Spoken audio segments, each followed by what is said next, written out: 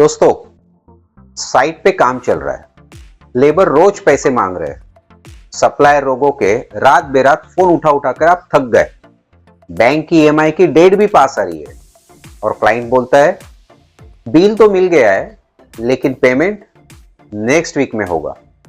लेकिन वो next week कभी नहीं आता है, जैसे तारीख पे तारीख चलती जाती है। आप में से कई भाइयों ने ऐसा अनुभव जरूर किया होगा। दोस्तों, आज के इस वीडियो में हम बात करेंगे कंस्ट्रक्शन इंडस्ट्री की सबसे पेनफुल रियलिटी पर, जो किसी भी कॉन्ट्रैक्टर या कंपनी को बर्बाद करके रख सकती है। दोस्तों, जब पेमेंट आना बंद हो जाए तो कॉन्ट्रैक्टर को क्या करना चाहिए और क्या नहीं करना चाहिए। नमस्कार दोस्तों, आप देख रहे हैं पीएमसी इनसाइट, जहां हम कंस्ट्रक्शन बिजनेस की रियल प्रॉब्लम्स और रियल सॉल्यूशंस को प्रैक्टिकली समझते हैं और प्रोजेक्ट मैनेजमेंट को सिंप्लीफाइड बनाते हैं। दोस्तों, सबसे पहले समझना जरूरी है कि पेमेंट इश्यू इतना कॉमन क्यों है। कंस्ट्रक्शन इंडस्ट्री में पेमेंट डिले होना नॉर्मल क्यों हो गया है।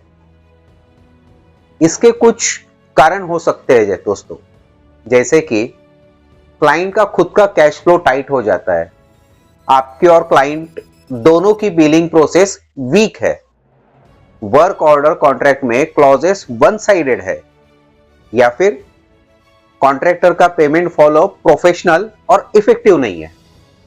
बात यह होती है दोस्तों कि कॉन्ट्रैक्टर साइट पर काम एडवांस में करता है लेकिन पेमेंट क्रेडिट में मिलती है, मतलब पहले काम पैसा बाद में, और यहीं से कैश फ्लो की इनबैलेंसिंग शुरू हो जाती है। अब समझते हैं कि क्लाइंट के पास पेमेंट रुकने के कॉन्ट्रैक्टर की 5 कॉमन गलतियां कहां होती है। गलती नंबर 1, काम चालू रखो पेमेंट आ जाएगा। काम चलता रहता है, आउटस्टैंडिंग बढ़ती जाती है और धीरे धीरे कॉन्ट्रैक्टर वीक पोजीशन में चला जाता है। यह गलती एक स्लो पॉइजन के जैसे काम करती है दोस्तों। गलती नंबर 2, इमोशनल कन्फ्रंटेशन, मतलब क्लाइंट के साथ लड़ाई झगड़े, गुस्से में गर्म होकर कॉल करना या फिर धमकी भरी भाषा का उपयोग करना। और इसका रिजल्ट क्या आता है, क्लाइंट और डिले पेमेंट करता है, क्योंकि क्लाइंट आखिर क्लाइंट है, वो आपसे ज्यादा होशियार है और इसीलिए वो क्लाइंट है और आप कॉन्ट्रैक्टर हो। कड़वा है लेकिन सच है दोस्तों, क्योंकि हर सच्ची बात मीठी नहीं होती है। गलती नंबर 3, सप्लायर और लेबर का पैसा रोकना। दोस्तों, पेमेंट नहीं आई तो कॉन्ट्रैक्टर क्या करता है, लेबर पेमेंट रोक देता है, सप्लायर का क्रेडिट तोड़ देता है, उसको पेमेंट डिले करना चालू कर देता है और इससे साइट और स्लो हो जाती है। गलती number 4, no return communication client के साथ में। दोस्तों, नॉर्मली कॉन्ट्रैक्टर पेमेंट फॉलोअप सिर्फ कॉल से व्हाट्सएप पे करते हैं, कोई ऑफिशियल ईमेल नहीं या कोई लीगल रिकॉर्ड नहीं। कॉन्ट्रैक्टर ये सोचते हैं कि ऑफिशियल मेल में पूछेंगे तो क्लाइंट को बुरा लगेगा, लेकिन फ्यूचर में लीगल या कमर्शियल फाइट में कॉन्ट्रैक्टर वीक पड़ता है। असल बात तो यह है दोस्तों कि अगर आपका क्लाइंट प्रोफेशनल है तो वो खुद ही ये पसंद करेगा कि उसका कॉन्ट्रैक्टर भी वैसा ही। गलती नंबर 5, लॉस एक्सेप्ट करने से डरना।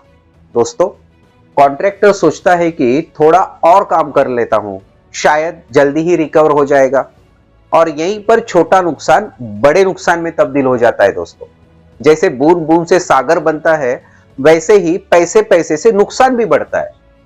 तो दोस्तों, अब बात यह आती है कि अगर इतना सब करना गलत है तो पैसा अटकने पर, देरी हो जाने पर करे तो क्या करे, कौन सी स्ट्रैटेजी अपनाए ताकि ऐसी खतरनाक सिचुएशन में रास्ता निकल सके।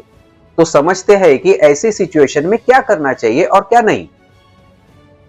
स्टेप नंबर 1, सिचुएशन को रियलिस्टिकली एक्सेप्ट करना। सबसे पहले एक्सेप्ट करें कि पेमेंट डिले होना एक नॉर्मल बात नहीं है, ये एक वार्निंग सिग्नल है। हमें वक्त रहते सतर्क हो जाना चाहिए दोस्तों। स्टेप नंबर 2, आउटस्टैंडिंग का कैप फिक्स करना, मतलब हम क्लाइंट के पास मैक्सिमम कितनी आउटस्टैंडिंग रख सकते हैं इसकी उच्चतम सीमा निर्धारित करना। अपने क्लाइंट को क्लियरली बताना चाहिए कि आपकी मैक्सिमम आउटस्टैंडिंग लिमिट क्या है, और उसके बाद काम या तो स्लो हो सकता है या पूरी तरह बंद हो सकता है। इससे क्या होगा कि क्लाइंट को भी आने वाली परेशानी का पता चलेगा और वो समझ जाएंगे कि आपने एक प्रोफेशनल बाउंड्री पहले ही बना रखी है। दोस्तों, अब आपके मन में सवाल यह होगा कि ऐसा बताने से क्लाइंट दूसरा कॉन्ट्रैक्टर या कोई और ऑप्शन ढूंढना चालू करेगा, लेकिन इसीलिए हमें कोई भी काम लेने से पहले अपने क्लाइंट को कैसे सेलेक्ट करना है, इसके क्या पैरामीटर्स होते हैं, ये सब हम अपने प्रोजेक्ट मैनेजमेंट कोर्सेस में विस्तार से सिखाते हैं। दोस्तों, तीसरी स्टेप आती है अपनी बिलिंग सिस्टम को स्ट्रांग रखना, जैसे मेजरमेंट टाइमली लेकर जेएमएस साइन कर लेना, आरए बिल प्रॉपर फॉर्मेट में ही तैयार करना और सबमिट करने पर एक्नॉलेजमेंट लेना, सपोर्टिंग डॉक्यूमेंट्स हमेशा रेडी करके बिल के साथ में ही जोड़ना। हमें यह ध्यान रखना चाहिए दोस्तों, आपकी बिलिंग वीक होगी तो पेमेंट कभी भी स्ट्रांग नहीं होगा। चौथा स्टेप आता है दोस्तों इसमें कि पेमेंट के बारे में कम से कम 8 दिन पहले से ही रिटर्न कम्युनिकेशन शुरू करना चाहिए। पहले रिक्वेस्ट, फिर डिमांड।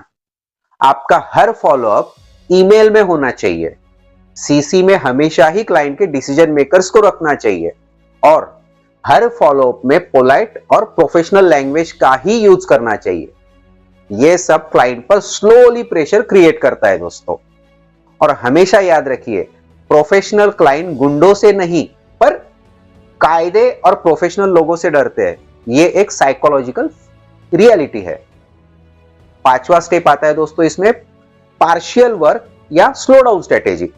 दोस्तों, पूरा काम रोकना कभी कभी रिस्की साबित हो सकता है, कुछ जगहों पर करना भी पड़ता है, लेकिन कंट्रोल स्लो डाउन एक पावरफुल टूल है दोस्तों, जो क्लाइंट को सही सिग्नल प्रोफेशनली देता है। और हां, ये चुपचाप से नहीं बल्कि क्लाइंट को बताकर करना चाहिए। मेरा लॉस बढ़ रहा है और हम प्रेशर में आने वाले हैं, तो हमें इसे वक्त रहते संभालना पड़ेगा, ऐसा क्लाइंट को बताना चाहिए। इसमें स्टेप नंबर 6 है दोस्तों, एग्जिट ऑप्शन को इवेल्युएट करना। दोस्तों, अगर बार बार फॉलोअप करने पर भी अगर पेमेंट पैटर्न में क्लाइंट के सुधार नहीं हो रहा है, तो आपको अपने अब तक के काम के लॉस को एक कैलकुलेशन करना चाहिए। उसके बाद exit cost versus continue cost को कंपेयर करना चाहिए। कभी कभी टाइम पे एग्जिट लेना सबसे स्मार्ट डिसीजन होता है, क्योंकि प्रॉफिट होने से ज्यादा लॉस ना होना इंपॉर्टेंट है दोस्तों।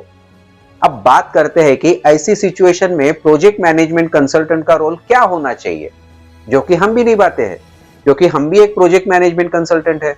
दोस्तों, पीएमसी को मतलब प्रोजेक्ट मैनेजमेंट कंसल्टेंट को हमेशा ही पेमेंट साइकिल को मॉनिटर करते रहना चाहिए, कॉन्ट्रैक्टर को ब्लाइंड एग्जीक्यूशन से बचाना चाहिए और क्लाइंट के साथ फैक्ट बेस्ड डिस्कशन करनी चाहिए।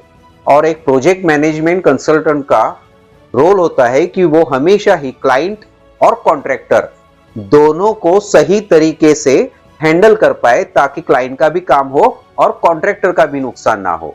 यही मेन रोल होता है दोस्तों पीएमसी का, क्योंकि पीएमसी का काम सिर्फ प्रोग्रेस रिपोर्ट नहीं है दोस्तों, बल्कि कमर्शियल हेल्थ को प्रोटेक्ट करना भी है। दोस्तों, आखिर में हमेशा याद रखिए, पेमेंट डिले एक प्रॉब्लम नहीं है, एक वार्निंग सिग्नल होता है। स्मार्ट कॉन्ट्रैक्टर वही होता है दोस्तों जो इमोशन से नहीं, नंबर से डिसीजन लेता है, सर्वाइवल के साथ अपनी डिग्निटी का भी प्रोटेक्शन करता है और गलत प्रोजेक्ट या गलत क्लाइंट से टाइम पर एग्जिट कर लेता है। दोस्तों, पीएमसी इनसाइट पर ऐसे ही रियल कॉन्ट्रैक्टर प्रॉब्लम्स को प्रैक्टिकली और ओपनली हम डिस्कस करते हैं, बिना थ्योरी, बिना ड्रामा, क्योंकि हम प्रोजेक्ट मैनेजमेंट को सिंप्लीफाइड बनाते हैं, ताकि भारत का हर कॉन्ट्रैक्टर एक सफल उद्यमी बने और हर साइट स्टाफ एक सक्सेसफुल इंसान बने। दोस्तों, आने वाले पीएमसी इनसाइट के प्रोजेक्ट मैनेजमेंट कोर्सेस में हम पेमेंट रिस्क का मैनेजमेंट, कैश फ्लो का सर्वाइवल स्ट्रेटेजी, कॉन्ट्रैक्ट हैंडलिंग के टेक्निक्स, क्लाइंट का सिलेक्शन, सब कुछ रियल केस स्टडीज के साथ सिखाने वाले हैं दोस्तों। अगर आप चाहते हैं कि एक सफल उद्यमी या एक सफल प्रोजेक्ट प्रोफेशनल बनना है, तो डिस्क्रिप्शन बॉक्स में दिए गए नंबर पर मैसेज करें या ईमेल आईडी से संपर्क करें। मेरी टीम आपको जरूर सहायता करेगी। और दोस्तों, चैनल को सब्सक्राइब करना, बेल आइकन को प्रेस करना और वीडियो को लाइक करना और शेयर करना मत भूलिए, क्योंकि हम पीएमसी इनसाइट प्रोजेक्ट मैनेजमेंट को सिंप्लीफाइड बनाते हैं दोस्तों। तो मिलते हैं दोस्तों अगली प्रैक्टिकल वीडियो में, तब तक के लिए बहुत बहुत धन्यवाद।